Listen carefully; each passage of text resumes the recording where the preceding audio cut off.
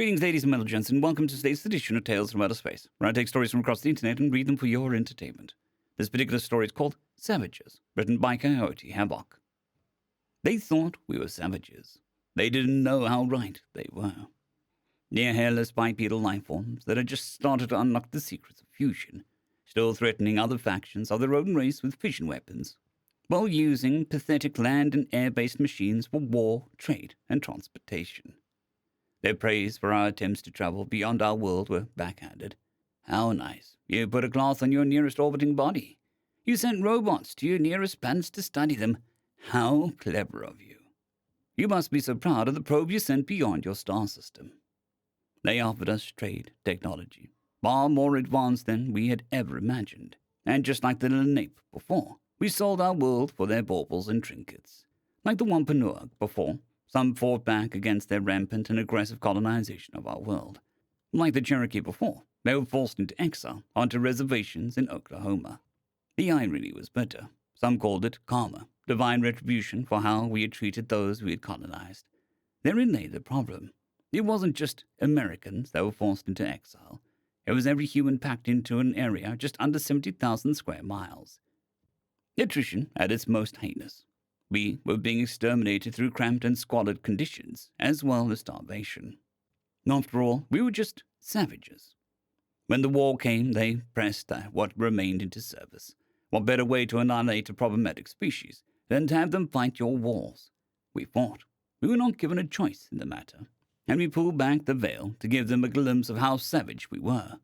Canadian war crimes, Chinese deception technology, fanatical Philippine resistance, Vietnamese guerrilla tactics, German ruthlessness, the very best examples of the worst humanity had to offer.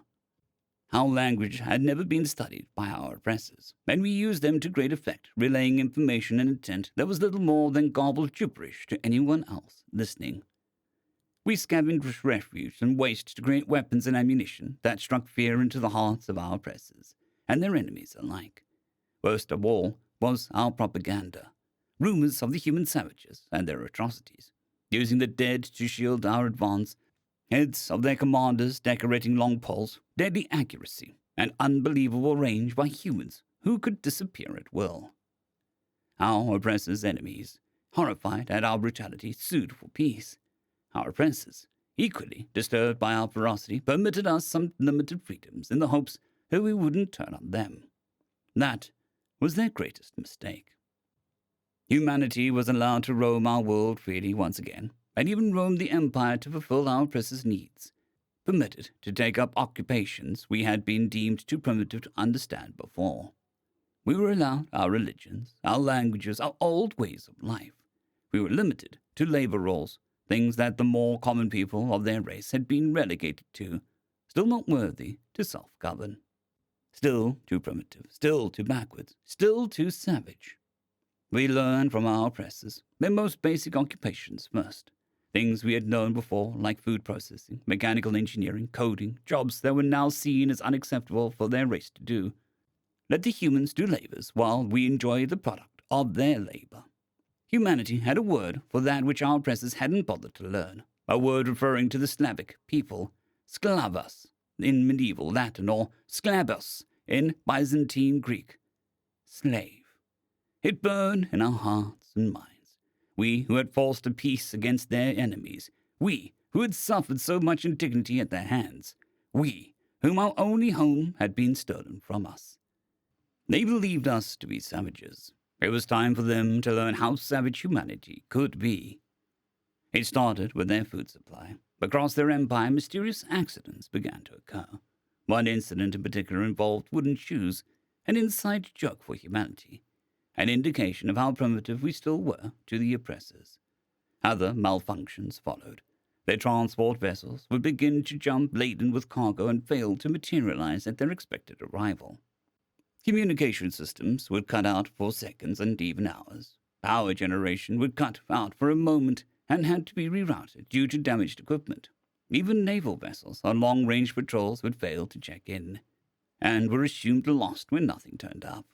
The oppressors learned too late that our primitive incompetence was in fact a sabotage and rebellion. They had grown too complacent and too comfortable with how things were.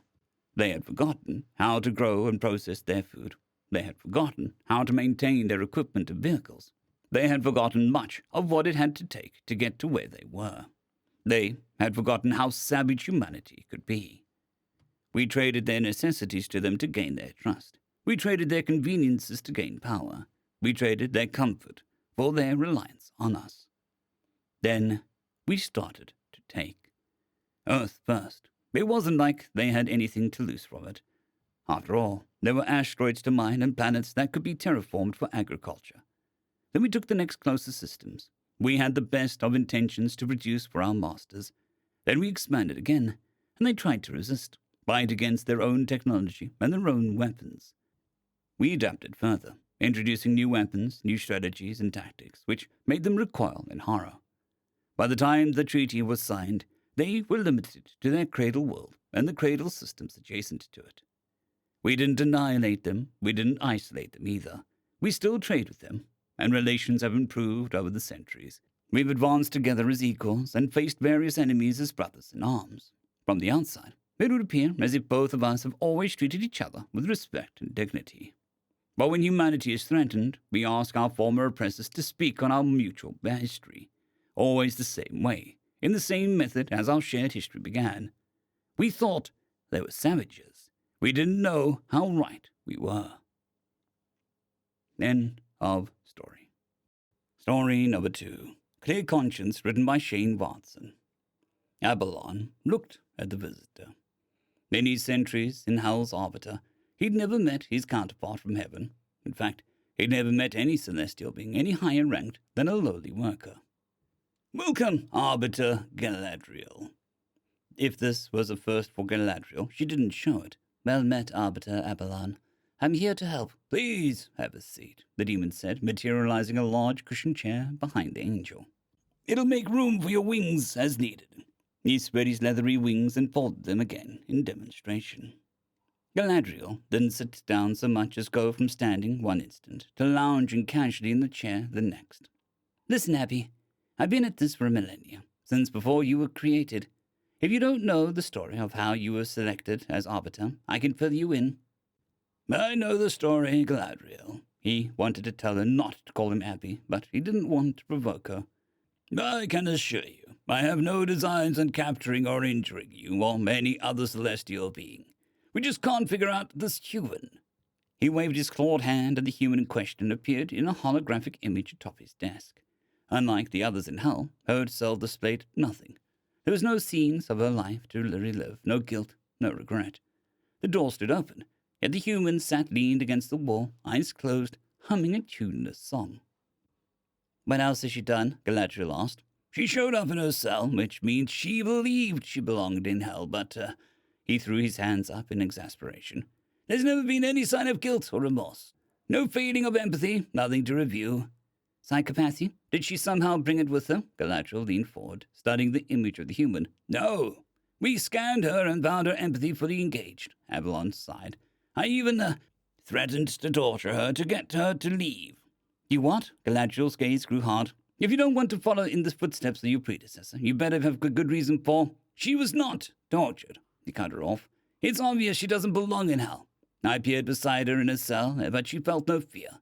I told her that she should leave her cell and go to heaven where she belongs. When she refused, I told her that we would torture her, play her life, burn her with fire, and repeat it over and over. Abalon shook his head. She just said, if that's what it takes to stay here, then do it. I felt sick at the idea and haven't bothered her since. Gabriel's eyes softened. Abby, may I go talk to her? Abalon nodded and pointed at the wall where the open door to a chamber appeared. Once again, Galadriel didn't so much as move as shift position for 1 millisecond to the next to be standing inside the chamber. Child, why do you stay here? She asked. The human woman opened her eyes and looked at the Arbiter of Heaven. Oh, an angel now. You can go away. You're not going to convince me to leave. That's not why I'm here. The angel seemed to float down into a seated position on the floor. I'm just curious why you're staying. Do I have your word that you're not going to force me into heaven before I'm ready to go? What's your name? The angel asked. Tandy. Tandy, I'm Galadriel. And you have my word that no one will try to force you to heaven before or after you decide that you're ready to go. All we can do is tell you the doors are open." Tandy took a deep breath and blew it out. "My brother, what about him?" "He's a believer," Tandy shrugged. "I wasn't. I didn't believe in all the God, devil, heaven, and hell shit. I found no evidence of anything supernatural to support any sort of belief in it. And now?" Tandy laughed. "I figured there are two possibilities. The first, it's all real, and I'm in a place called hell." Abelon had gotten tired of watching from the distance and moved to stand in the door. Galadriel focused on Tandy, but didn't prod her to continue. "The second possibility," Tandy said, "and the one I most prefer, is that I'm unconscious, maybe close to death, and all of this is in my brain firing wildly and making shit up." "Do you prefer solipsism to the possibility that what you're experiencing is real?" Galadriel asked. "Honestly, yeah. I mean, I'd rather be fucked in the brain than have to admit that my brother was right about all of this."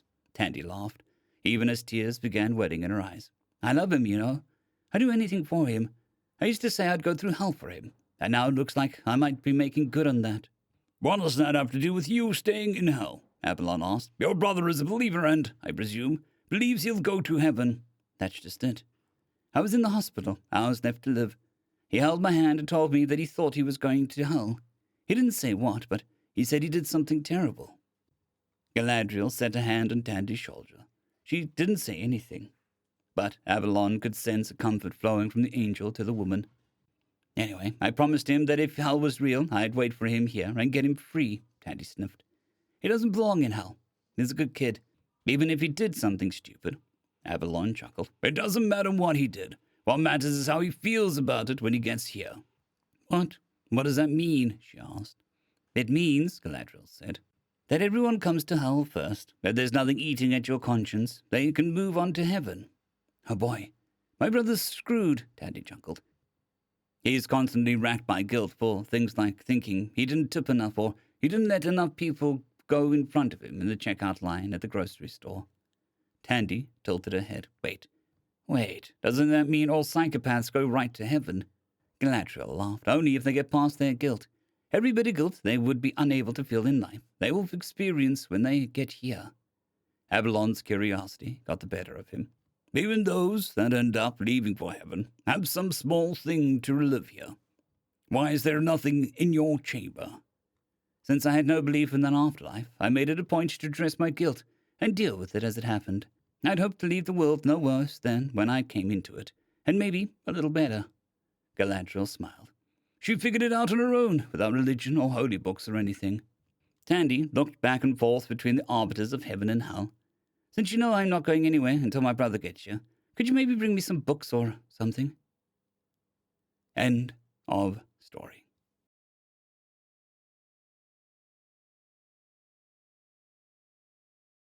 I'd greatly like to thank our Tier 5 channel members, Casper Arnholtz, John Creighton, Manatharia, 050, Dragzoon WRE, and Elijah Silvercross. Thank you very much.